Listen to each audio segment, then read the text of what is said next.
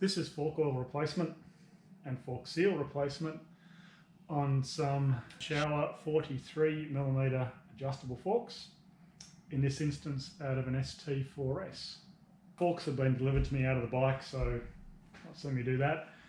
If the forks are still in the bike, held by the lower triple clamp, if you undo the top triple clamp and the clip-ons, if there's clip-ons, to release this part of the fork tube, you can then usually undo the top cap fairly easily. Now these forks have been apart before, so that wasn't very hard at all. In this instance I'm using a 32mm ring spanner. You can use sockets to do it. We often used to use this 6-point hex impact socket. You put a rag over there, put the socket on, tap it on, and that way you wouldn't damage the top of the fork cap. These fork caps can damage fairly easily, so you need to be very careful just so you don't mark it. Now one thing to do before we pull it apart is just check what the settings are on the rebound and the compression. These forks have actually been modified by Peter at ProMecha and they're now single function, I'm pretty sure, which means that this adjuster is disabled and the one at the top is the only one, and this being the right hand leg would be rebound and the left hand leg would be compression. But I'll just go through the motions like it was a normal one so you can see what I do. So this adjuster, you can count the clicks. A click is 1/6 of a turn. So if you go a full turn, that's 6 clicks, but you should be able to feel the clicks. 1, 2, 3, 4, 5, 6, 5 and a bit. Usually I sort of go the full clicks, and if it's a bit, you can't get 6, I call it 5 and a bit. Maybe it's 6 right at the end. Anyway, let me wind it out. And you should get about 15 to 18 clicks full travel. So that would normally be the rebound adjuster. And the bottom of the fork leg down here is the compression adjuster. And this one is fully tin. So I'll leave that one there because on these forks, that's not actually active. But on a fork that was active, you'd wind them all the way in, counting the clicks.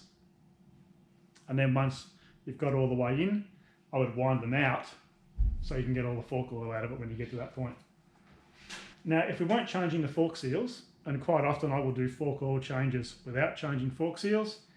Showers, I've seen bikes go 120,000 Ks without needing fork seal changes.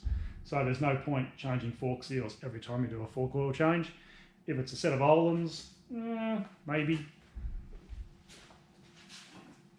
I've done Ohlins fork oil changes where the customer rides 50 kilometres home and then the fork seals are leaking. So quite often I'll tell a customer that I would like to do the fork seals, just because that way he won't need to come back and do it again later. So if we're just doing fork seals, we aren't pulling the leg apart, I would clean this piece up so that you don't run any dirt into the seals when you compress the leg later. So a bit of inox or DWF, whatever, and a rag, just spinning around, and that cleans all the crap off. If they've still got stuff stuck to them, then a bit of Scotch-Brite will often take it off. Just be gentle. You can see these are Ti-nitride, but the actual Ti-nitride coating is coming off, and that's pretty standard. It happens over time. But that's what I would do if I wasn't pulling them apart. But given that I am pulling them apart, it's not really that important. So, spin the ladder down. Now, to get it apart from here, you're really better off with the right tools. I've never done this without the right tools. You can, if you are handy enough or you have more than one person doing it. But using the right tools just makes it so much easier. You can see there's a hole here, and on the other side as well. And so this tool has a couple of pins that screw out, and those pins screw into those holes. This tool is the same for all 41 and 43mm showers that Ducati's ever used. Screw it in. And then we get this plate. And this plate goes in underneath the nut for the cap and holds this tube down. This is an ST, I think it's got standard springs in it, so they're about a 0.85.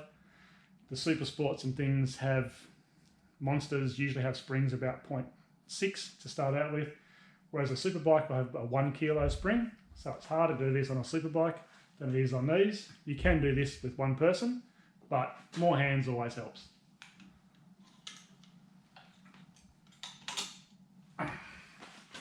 And that's that in. These little pins you can see here are what applies to preload. And so there's 3 of them. There's one there, and one behind. And that's all that supports the total load of the front end in each fork when you wind the preload in. It's pretty amazing. I've maybe seen one set broken in 28 years. So 14mm spanner and 17. The bottom bits are 14. Bottom of the caps are 17. That should just twist off really easily. Now this is what I would call a short damper rod shower fork. And the reason for that is there's no rod in the bottom. The rebound adjuster is a needle just in there. And that needle works on top of the cartridge rod. On a superbike fork from 916 onwards, this have a big rod out of it. And so the rebound valve, instead of working here, works down in the fork here. These forks, these short damper rod forks, by design are flawed. And the flaw is if you open the rebound adjuster at all, it basically disables the compression circuit. That's why these forks have been modified by Peter to be single function. So one side is compression only and one side is rebound only, and that takes away all the problems with these forks.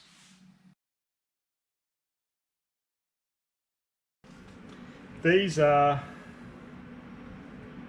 the rebound adjusters, or top cap rebound adjuster out of a 996. So when I say superbike style, I mean anything 916 onwards. And this is the long rebound damping adjuster rod, which means that in the fork, the rebound adjuster happens down here, and these forks aren't flawed like the ones that don't have the rod, as the ST4S ones were, in as much as when you adjust the rebound circuit on these forks, it doesn't impact the compression damping circuit. These were also in 1000 Supersport. Not really sure why they put these in the 1000 SS, but it's the only non-superbike model I've ever seen with a long damper rod fork.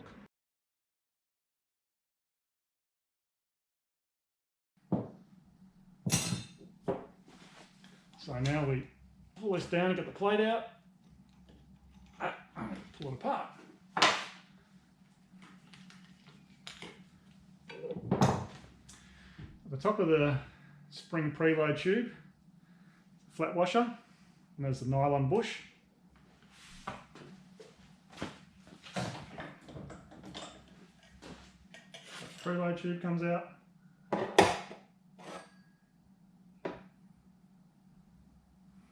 And then the spring. If you weren't sure of what the oil level was, or you want some sort of reference for oil level, you can now measure down in here and get an idea of what it is. The spring is still in there. A little ruler, just poke it in. I went to about 150mm and pull it out, and the oil's right at the very bottom. These have been leaking, but not sure how much oil I would have lost. But usually, with the spring in, I'd expect to see the oil at probably about 90mm from the top.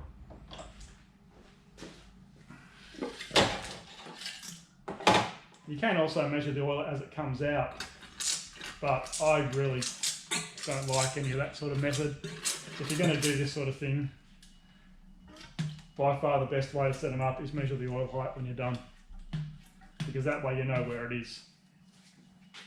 The only thing that the oil height impacts is the air spring. So filling forks with a certain volume of oil and not measuring the air gap is just really slack, in my opinion, and it's just a really flawed way of doing it. Some people love doing it that way, but before I pull the forks apart, I usually give them a rinse out with some shellite or white spirit.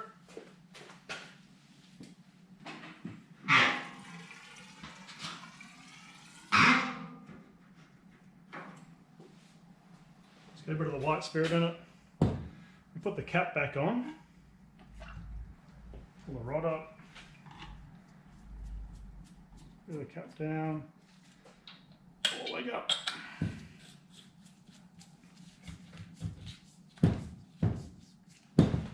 Often I'll just close the adjuster down.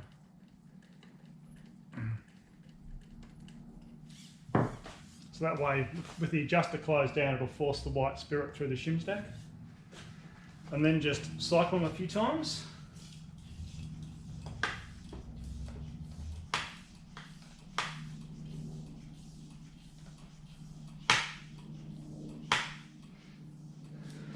And I'll open the adjuster.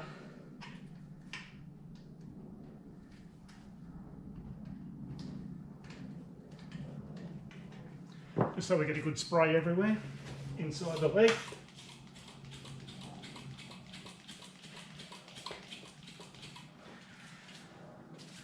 And I shake them around a bit.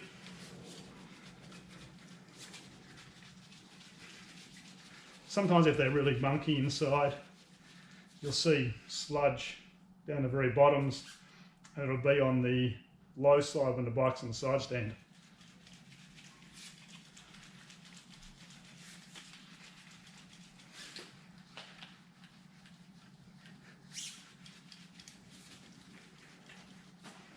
Okay, so let's take it apart again. What I usually do is catch the white spirit in the tray and then use that when I give all the bits of pre-wash. Just get all the oil off.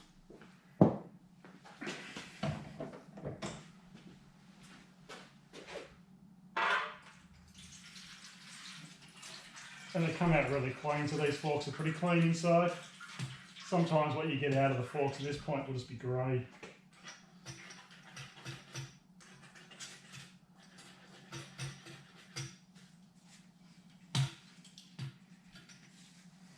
So these ones are pretty clean.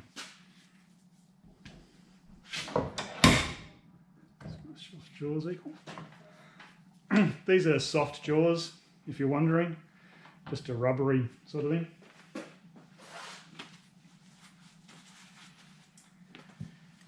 To get the leg apart, we need to get the seals loose in here. There's two bushes in here. There's one in here and one on the inner tube. And those bushes interfere. So when you want to get this off, you basically pull it all the way up, and then with the two bushes butted against each other, you can then pull the seal out of the tube, but you do it pretty violently. So I like to heat these up just to make sure that you do as little damage to the bushes as possible. But I'm also going to replace the bushes. This bike's got about 60,000 Ks on it, so it's a good time to replace the bushes. This is a plastic chisel. That's the best way to get the dust scrapers out. And up in here, we can do it without mess coming out the bottom. Up in here there's a clip on the showers that holds the seal in. It's a fairly easy clip to get out, unlike some of the Marzocchis or the old ones. It's got some ridges in it. Plug into, and that's that out. So now the seal will just come out with a bit of banging.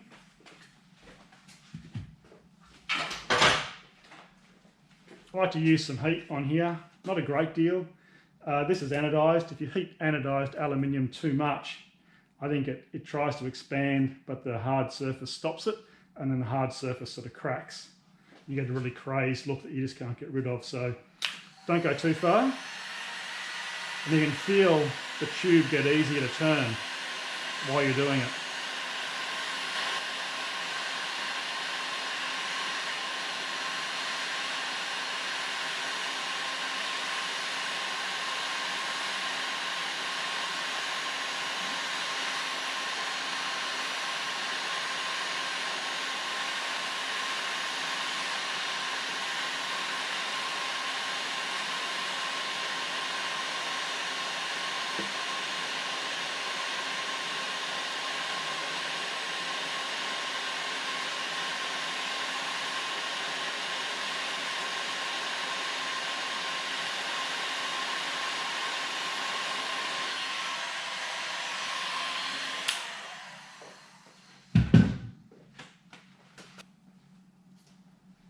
Rag on the floor for the mess. And with one big hit, hopefully pull it off. Like that. Sometimes they're much harder to get off. Now to get our bushes off, the bush on the inner tube, which has the Teflon on the outside of it, is split. So you just open it up, pull it off. And then that's the bush that goes in here. Again, it's split. And there's a washer. And then the fork seal. Get it over the groove. Get it off. And the scraper. That's the fork seal retaining ring. As you can see, it's pretty easy to hook into and get off. Okay.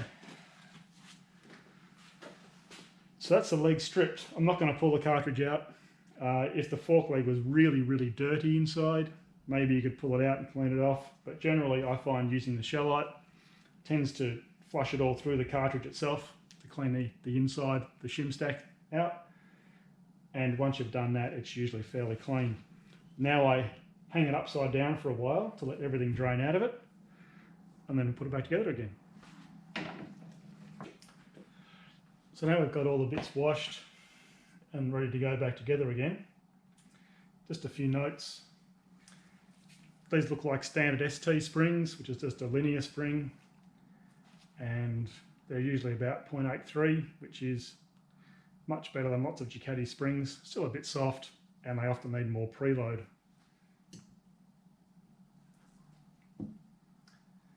These are the spring preload tubes. Just check to make sure that this grey plastic piece here is not damaged. It's not uncommon to see them broken and sort of jammed in places or just come out in two bits when you pull it all apart.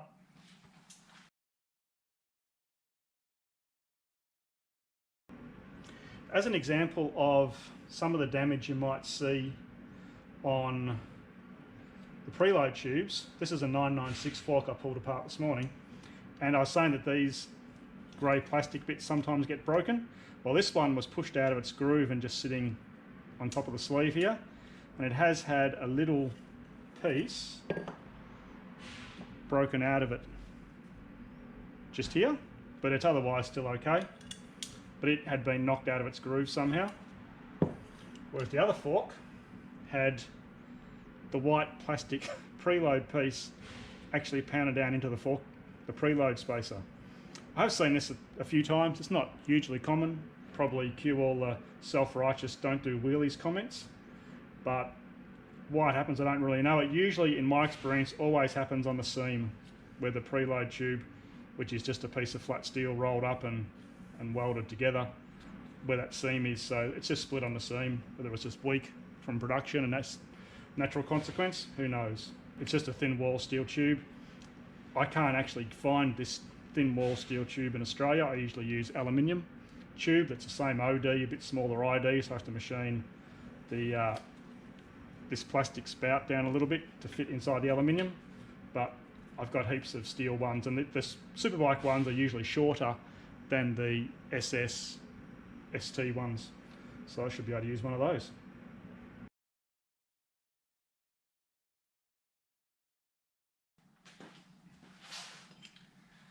these are the bushes out of the forks. They don't look too bad, but given I'm in here doing it, we'll replace them. Usually this bush with Teflon on the inside is called the outer bush because it goes in the outer tube. And this bush with Teflon on the outside is called the inner bush because it goes on the fork leg and it runs inside the tube, up and down. Now usually I buy these from Ducati because they're pretty cheap and they're very easy to get. All these Showa 43mm forks use the same outer bush, and that's part number 34911031A.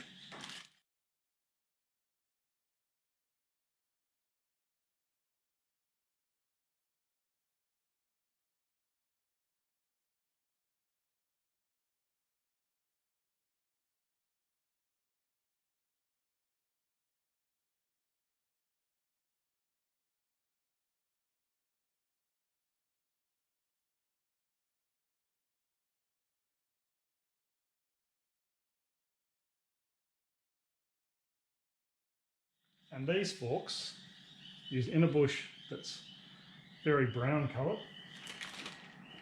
and it's part number 34911201A. The Superbike forks use a different inner bush, which is quite a bit thicker in its section. It's fairly obvious. The seals that I use are the SKF seals. They seem to be a really good seal, so I've just started using them. But what you need to do is use this plastic ring that comes with it to space the seal up, because they are a little bit thinner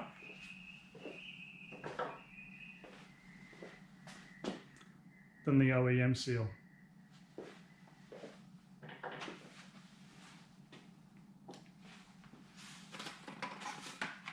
What I like to do when I'm about to put the forks back together is arrange everything into two piles of all the bits that I need, so that I know when the fork leg's back together that everything that's meant to be in it is meant to be in it. Because if you put them all back together and there's one thing left on the bench, you don't know which fork is missing what, and that gets really frustrating.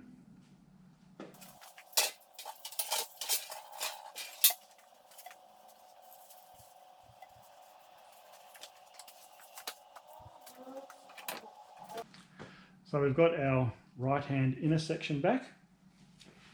First thing I'm going to do is just run a piece of Scotch-Brite that's got a lot of DWF or inox on it, just over it gently, just to make sure that it is clean and there's no rubbish stuck to it.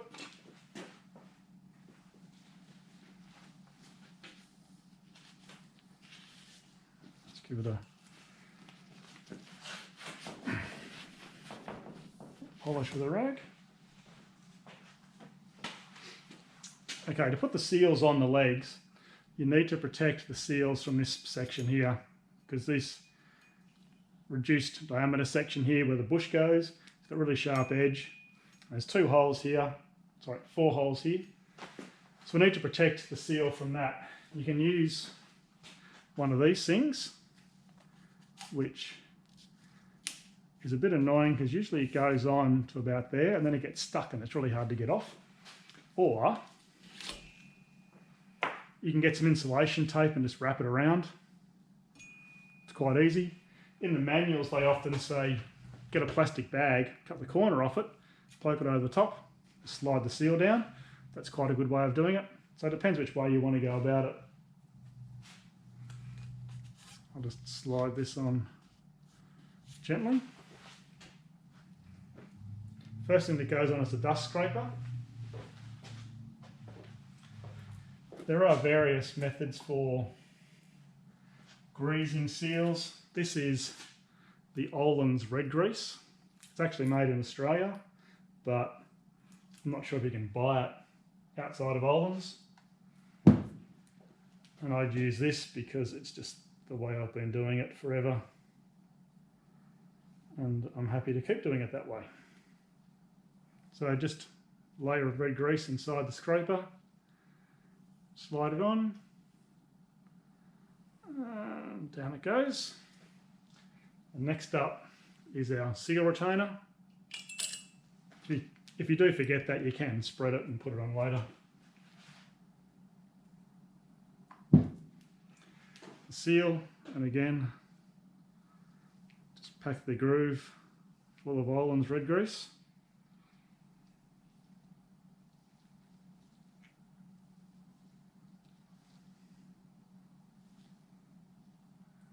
Slide him down. There we go.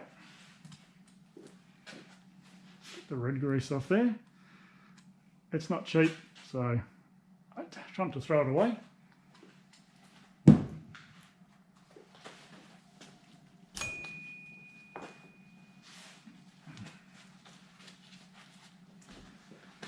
The next piece that goes on with the SKF seals is the little black plastic ring, then the washer,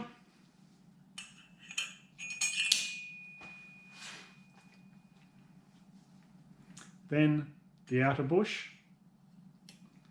and then the inner bush, which only goes as far as its groove at the top.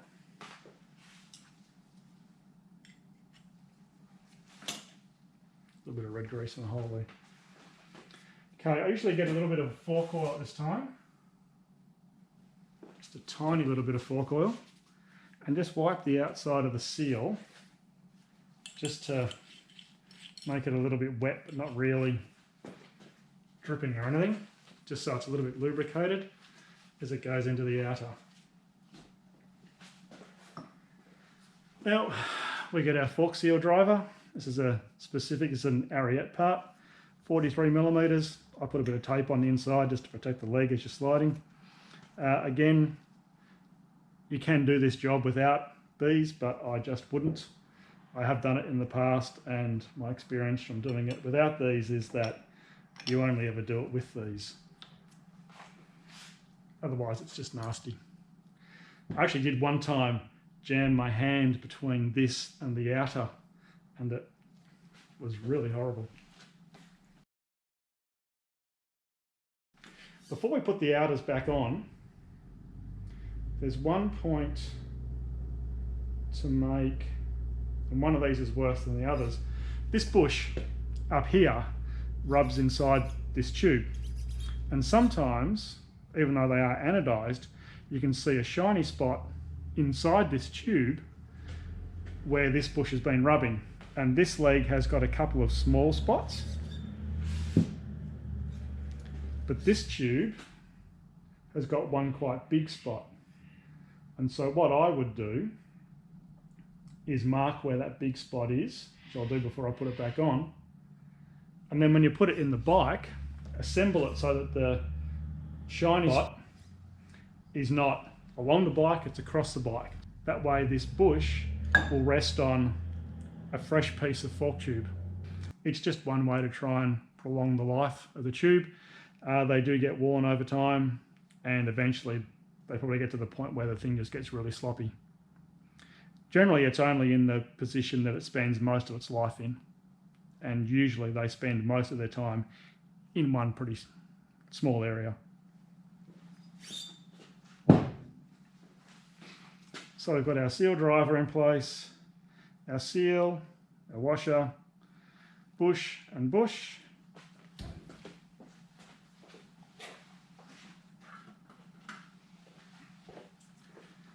I will just wipe some of the red grease off the tube. Get a little bit of red grease in there. Not that it's a big deal, but I'll take a bit off. Let me get the outer. And it should go together fairly easily. Feels to me like it's in. And you know that it's in when you can get this clip back in its groove, basically. So turn it upside down. and just push the clip in. A little bit fiddly.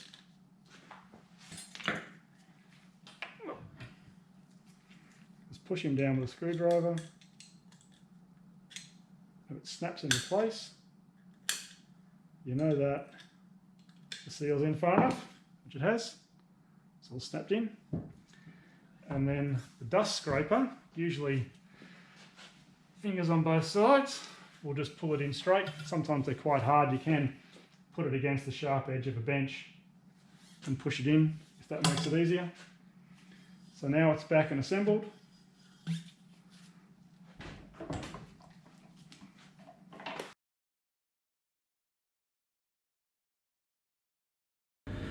A short comment on installing fork seals on the 41mm Showa adjustable forks that came in 851, 888, 900SS and some 900 monsters. If you're putting the fork seals in and you're trying to beat them in, you need to be aware that this piece here, that is darker coloured than the rest of the tube usually, is actually a separate part. And it's just held on with a circlip on the tube here to stop it moving down any further. When you're trying to knock the seals in, this piece can actually just slide up the fork tube. And you'll be thinking the seal's going in, but then you can't work out why it's not. And that's because this is moving. So just be aware of that if you're doing these 41mm forks, that can move.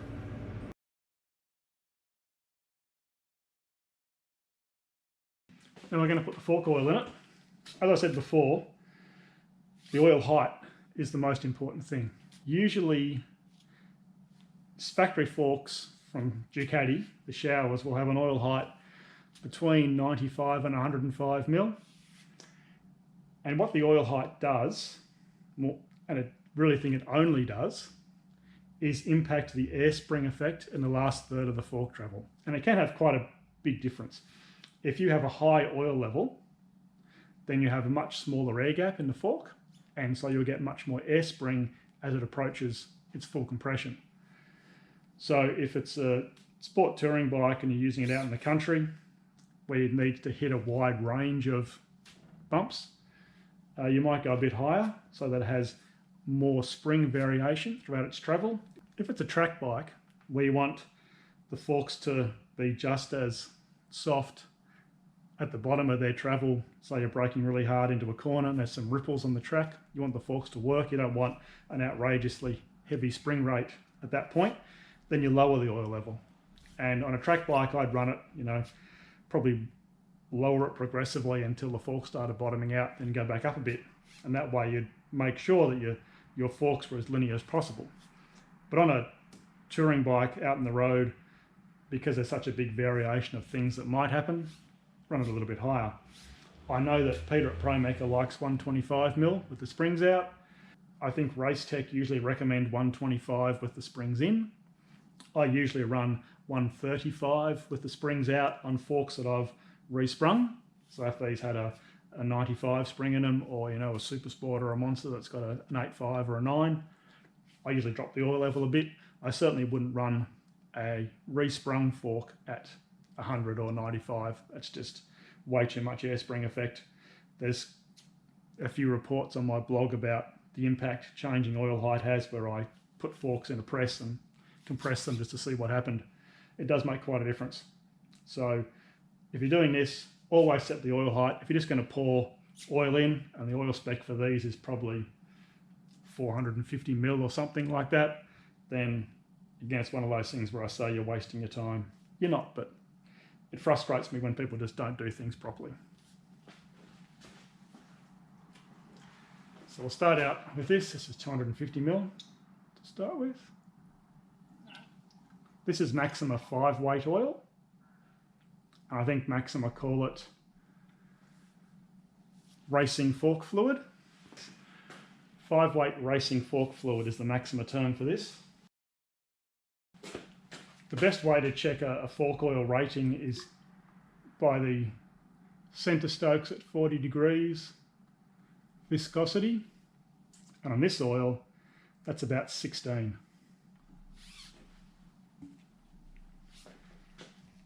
And that varies between oils. Some 5 weights can range from 10 to 20 or 25 even.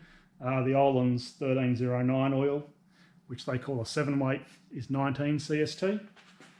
So it just depends on who's rating the oil as to what it's actually called. But the CST at 40 degrees is the best way to compare oils directly. So now there's oil in it, we'll go up and down with the outer. And what we need to do here is get oil between the 2 bushes, in between the 2 tubes. And you can feel it usually when that happens because it starts to get a bit easier to move. Takes a bit of the stiction out of it once there's oil on the back of the seal. Should be fine. Now we pump oil through the valve, or through the shim stack into the cartridge. And on a rebound leg, usually when you pull this up, it will squirt oil up. So I lift this up and work the tube.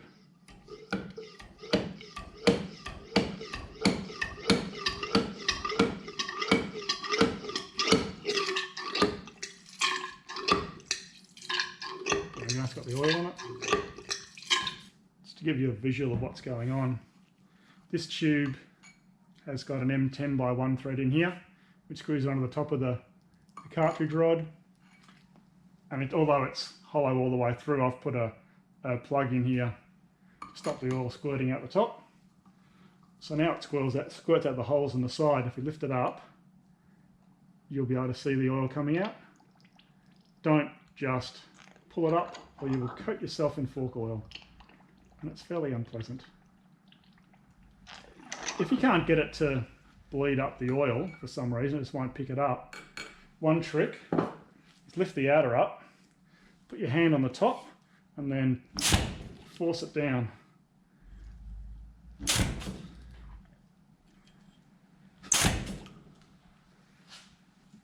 And that's one good way of pressurising it a bit and usually forcing the oil in. I think Steve Kramer taught me that trick years ago, doing a set of 42mm Olin's forks out of an 851 SP. Okay, I think they've got oil all through them. To set the fork oil level, use a syringe with the adapter on the end. We're going to go to 125. So the end of the tube is 125mm from there.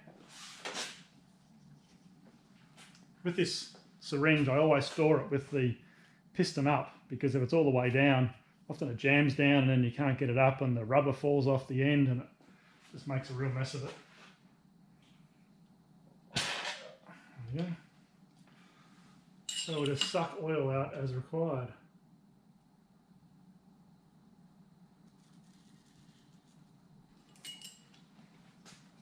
Usually at about 125, 135mm, they take about 400 mils of oil,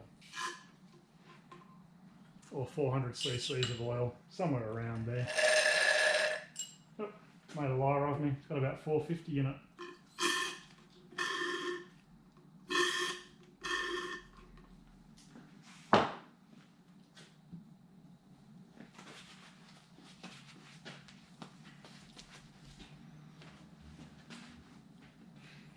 Okay, so now we can start putting it back together.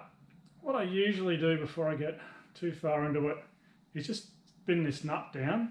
It's actually all the way down, in preparation for what's coming soon. And to pull the rod up, when we get there, I screw this tube back on.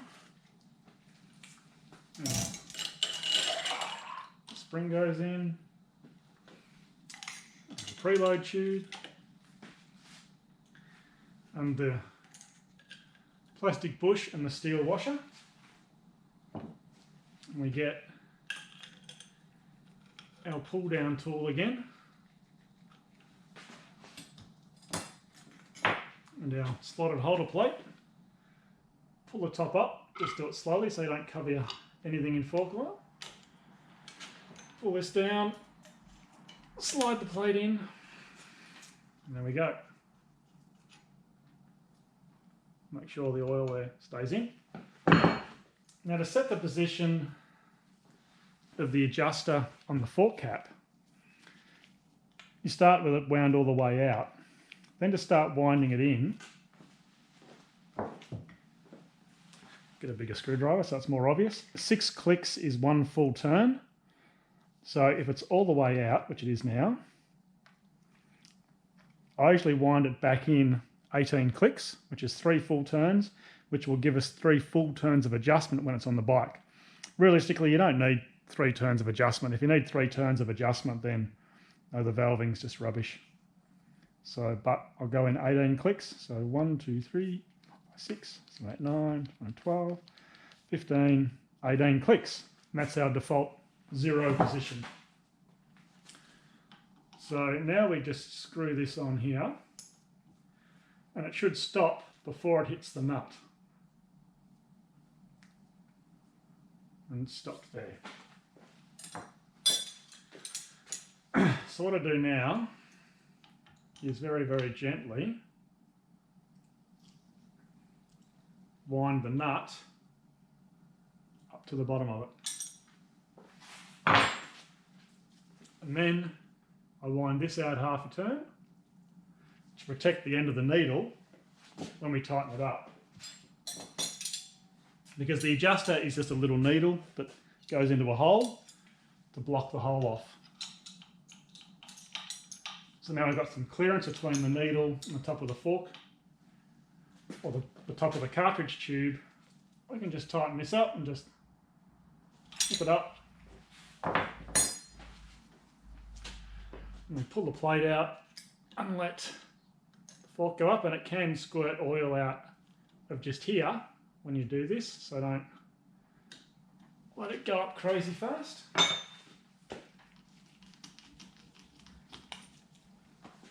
And that's that. What we usually do is get a bit of oil, put it on the O-ring to make sure the O-ring's nice and lubed, and then the threads.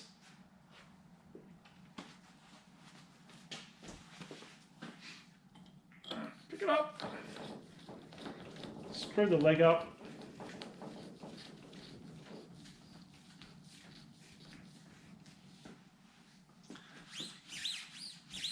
and then it's back together, and that's done. We wind this adjuster all the way in. There we go. So 3 clicks. One way I often test to make sure that it feels okay when it's done is just grab the fork tube, put it on the ground and bounce it around a bit. I'll move the camera.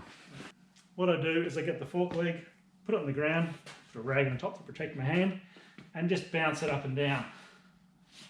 And see how much rebound it's got with it fully closed. And one thing I'm looking for here is how far this goes down.